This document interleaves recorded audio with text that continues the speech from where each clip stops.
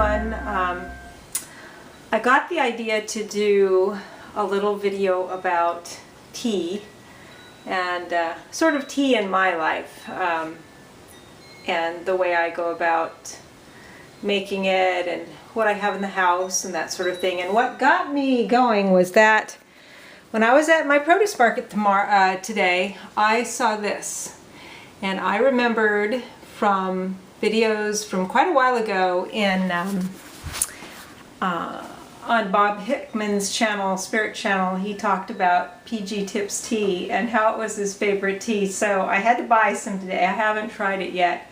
But I do believe that it is what is known as CTC, which means the leaves are cut, torn, and curled. So they're kind of like little pellets. And typically, this kind of tea I think is like kind of like an Assam. It's a richer, darker tea. It's also what Irish breakfast tea is. So I'm just going to make a little pot here for myself, and I'll just brew it right in that little kind of a brown Betty, which isn't brown. And I've got my tea. I have a pot here that has a little temperature control on it, and this is for greens, and then all the way over here is for the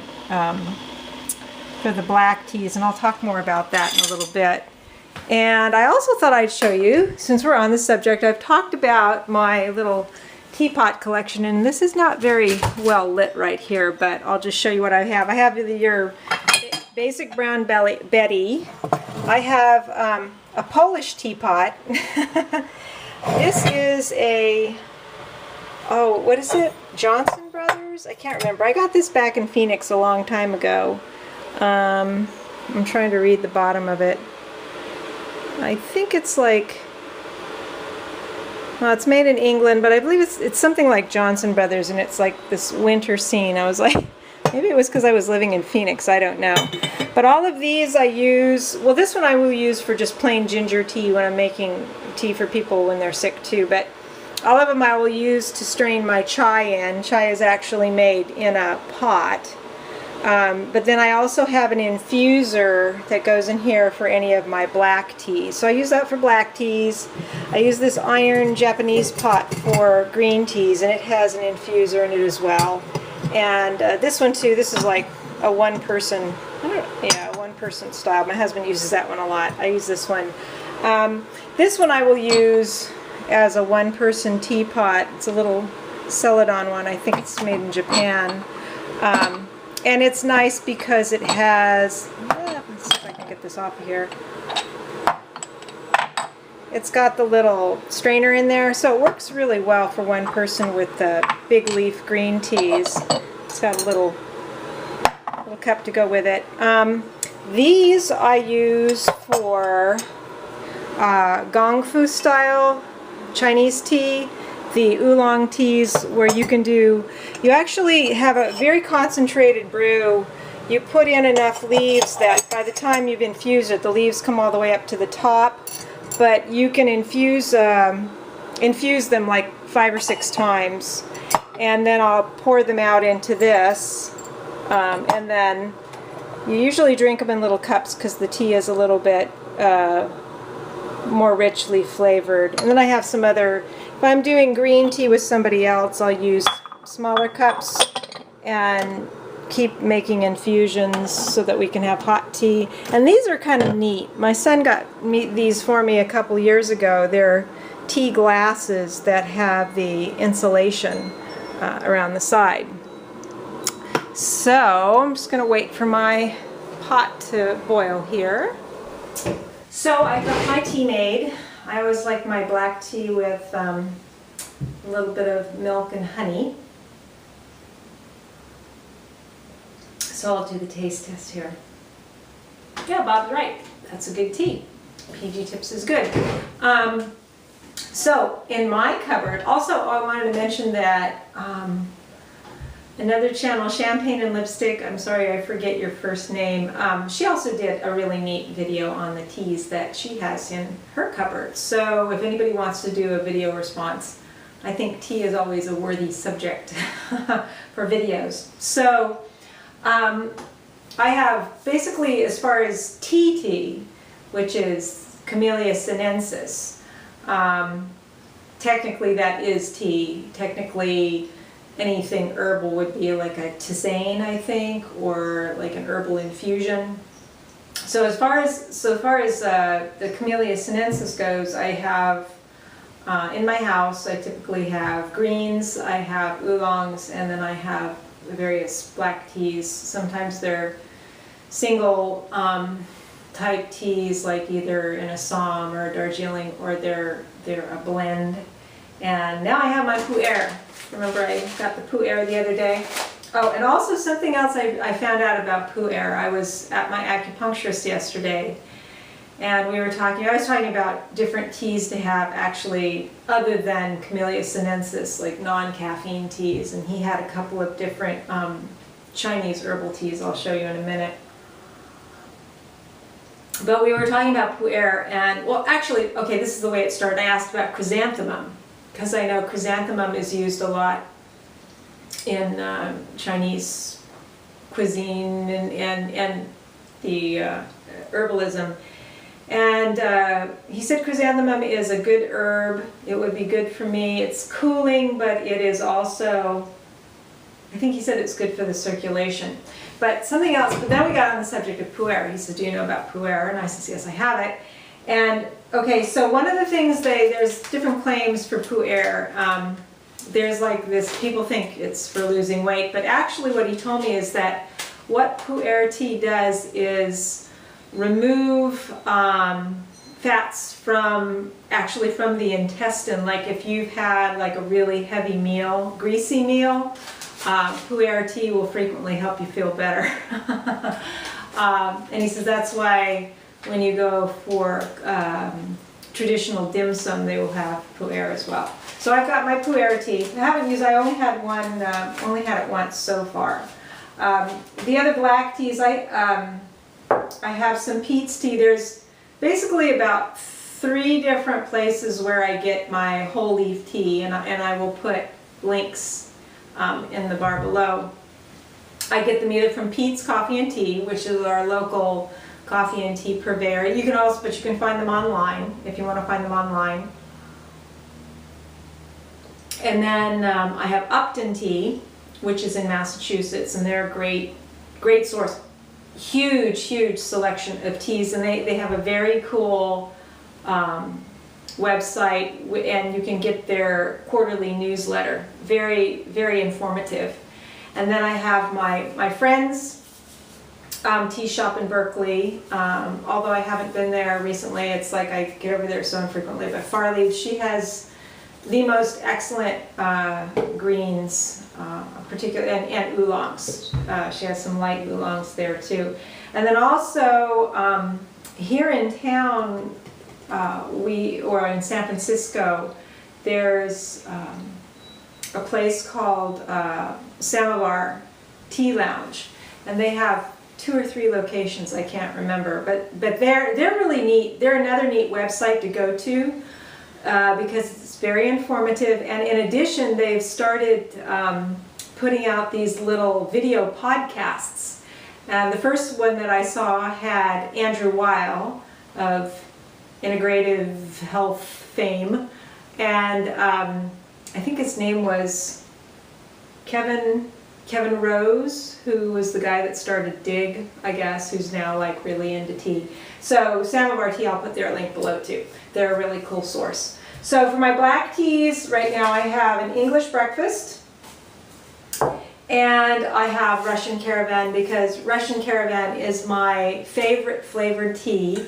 It has some lapsang souchong in it, which gives it this roasty kind of flavor. And both of these are kind of a little bit heavier tasting black teas, more like along Assam. If I have a single kind of black tea, I like Assam. Assam is similar to the PG Tips or the CTC, the cut, tear, and curled, cut, torn, and curled teas, because they have that sort of very kind of almost a sweet, malty, almost chocolatey flavor to them. Something like a Darjeeling is going to be lighter and have more of a almost a floral taste to it. That's the way it is to me. But Darjeelings are nice. I don't have any in the house right now though. And then I always have a big canister of the CTC tea that I pick up from my Indian grocery, and I use that in chai. If you're going to make chai, a lot of times if you want the spice to stand out, you want a nice kind of heavy tea flavor behind it, you'll use an Assam or the CTC. And then I have some Spring Dragon Oolong, and I was going to see, oolongs are the kind that you will typically use. I have to get a spoon to open this up.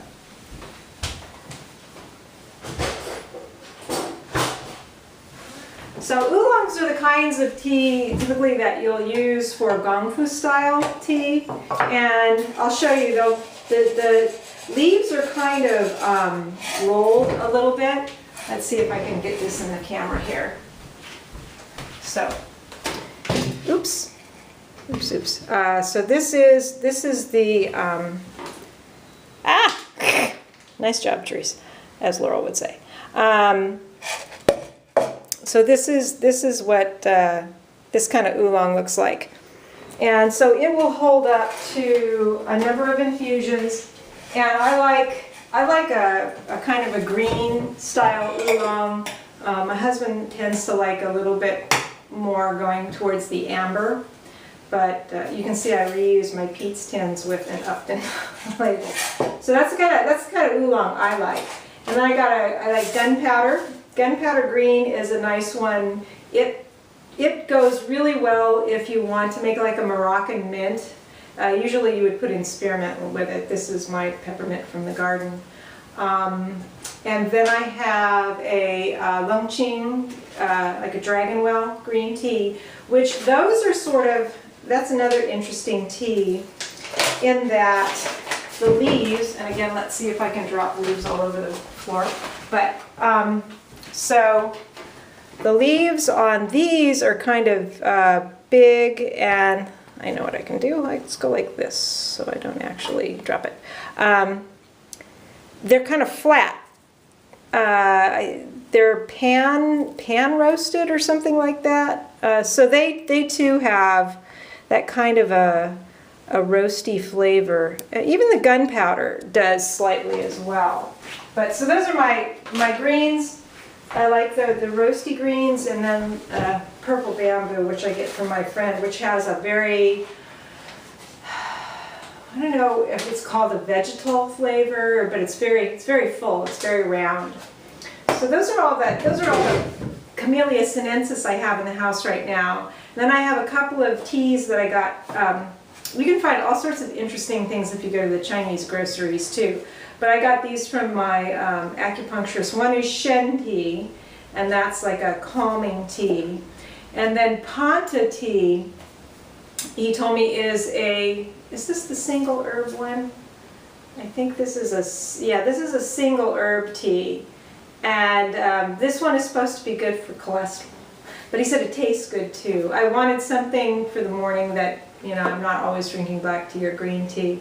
And then I always have herbs on hand to either use by themselves or with other teas. Ginger is always good. Just slice it up and put boiling water on it. I've read that you're supposed to boil the ginger to actually make the tea, but if you want a milder tasting tea, just infusing it in boiled water is fine. And then I've got my chocolate mint from the garden. The chocolate mint is good. It's chocolate mint. I like to do chocolate mint and lemon verbena with the Dragonwell, and you can do like a sun tea with that. And then sage is good with milder black teas if you put some sage leaves in there, or you can have sage as a, you know, just as it is. Lavender could be used with a black tea because there are lavender Earl Greys as well. But lavender, I like to make lavender honey and then put it in my tea. That's good. And then I have a lot of lemon verbena, which also, I mean lemon balm, the Melissa, which also could be used with the Dragon Well. So those are the herbs I have. And then for snacking, since we're on the subject of tea, for snacking, you know what I really love are these like McVitie's digestive, they're like wholemeal biscuits. They're kind of halfway in between a cracker and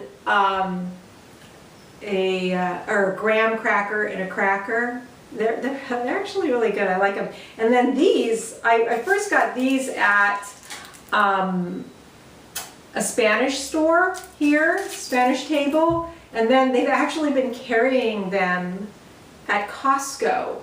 And they're like a cracker, kind of like a cracker, and again, but they have like sugar and anise on them.